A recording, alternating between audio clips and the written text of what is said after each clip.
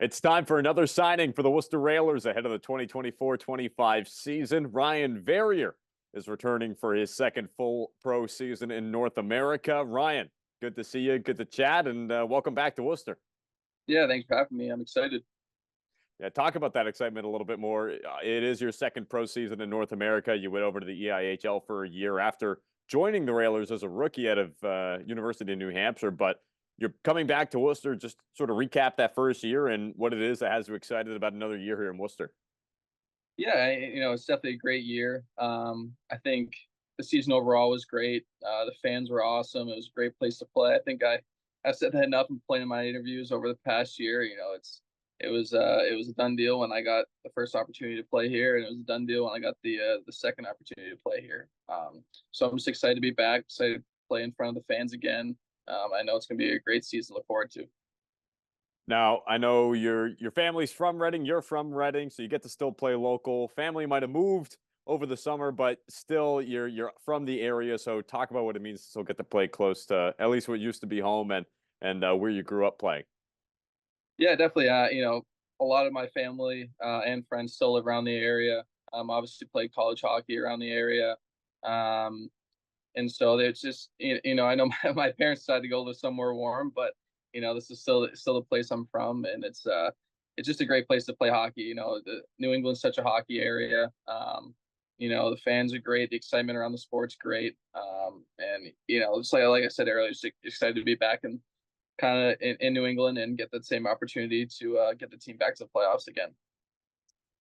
Talk about, if you will, the conversations you had with head coach Bob Durante and then GM and associate head coach Nick Tuzzolino, sort of expectations for you going into the season, for the team, what that conversation was like when it came time to come back.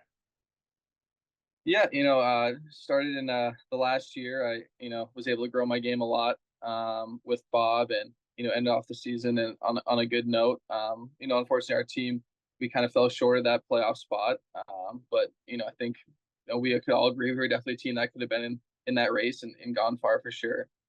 Personally, I think just with me, it's just keep developing my game, playing that 200-foot role, playing good defense, and moving the puck quickly and getting up in the play and create offense. And I think that's what the coaches expect of me next year, as long with being a better on the team in my second year and leading the newer guys as well. So keep progressing in that 200-foot role, bring some leadership on and off the ice, and like I said, lead the team to a better ending at the end of the season.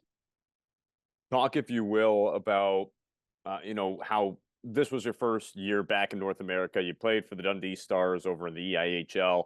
Now your first full season in the States under your belt. Talk about the differences you felt you found from that first full year with Dundee and then your year back with Worcester. Yeah, I think competitively in North America hockey in general, it's you know the compete level is a lot higher, night in, night out. There's a lot more games. The schedule is a little tougher.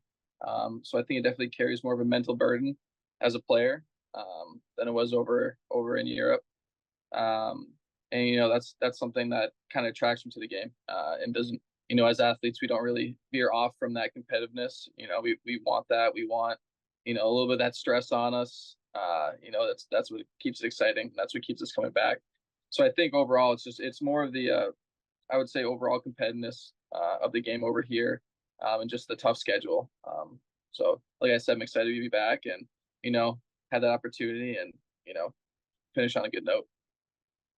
You fared well with the competitiveness over here, played in 58 games for the team last season. You led the team in plus minus. Let's talk about that for a second. It's a stat that some people, take with a grain of salt, but I've always felt it's one that, can help really get a good read on a player's defensive ability. Talk about for you what helped you to, be out there in good situations and help to lead the team in a positive manner in that regard.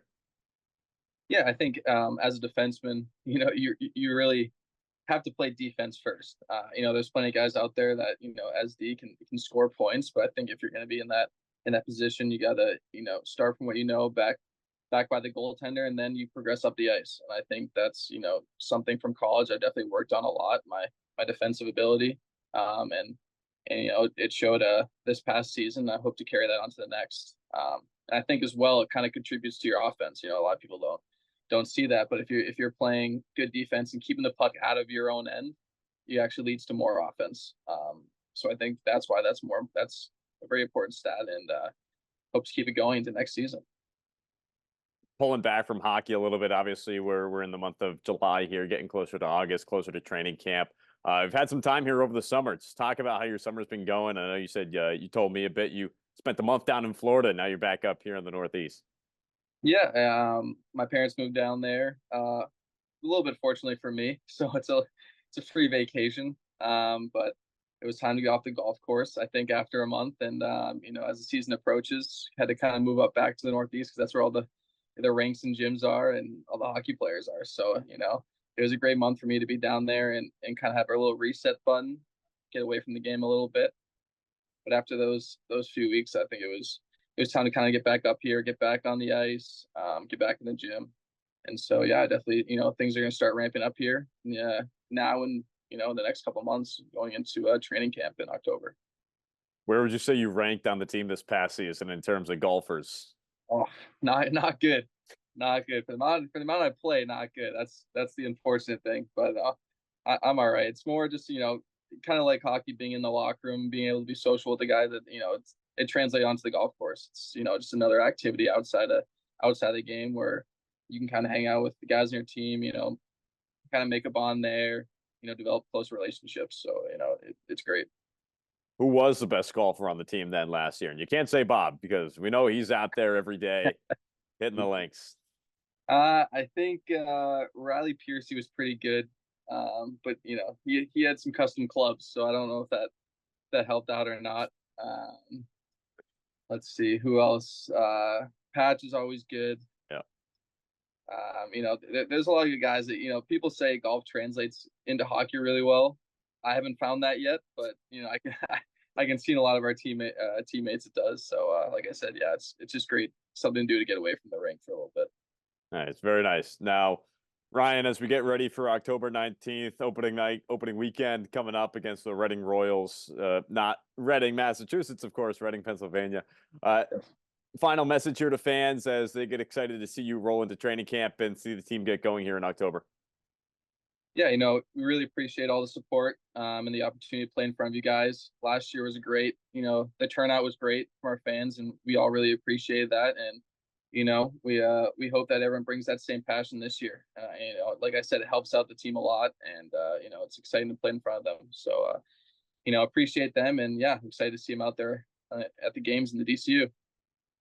Ryan Verrier, another signing here for the Worcester Railers heading into the 24-25 season. Ryan, thanks so much for taking the time. Thanks, Tim.